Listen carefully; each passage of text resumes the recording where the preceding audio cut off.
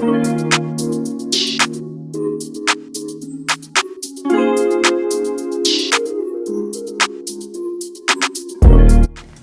guys, welcome to my room tour. I'm so freaking excited to show you. Oh my God. Like literally, oh my God. So I'm currently in quarantine, right? I think all of us are in quarantine right now. And I was like looking around my room and I was like, this does not match my current state of consciousness. Like literally, like my room was like very minimal. It was white. It was like white, black, and like light bluish kind of. And I was like, you know what? I'm not really into that vibe anymore. So I was like, all right, I'm gonna redo my room. And yeah, so I painted it and stuff like that. Just more vibrant, you know, just more color, because I want to come in here and feel inspired when I come into my sanctuary. Like having a space to come and feel creative and artsy and free and vulnerable. And so I wanted that to my room to speak for that. That makes sense. But yeah, so I guess I'm gonna just show you around and tell you where I got things, stuff like that, because some of the stuff I have already is like some stuff that I DIY'd already, or I already have laying around the house. But some other stuff I bought on Amazon and other like Wayfair and stuff like that. But yeah, so let's get ready. I'm about to show you, so let's go.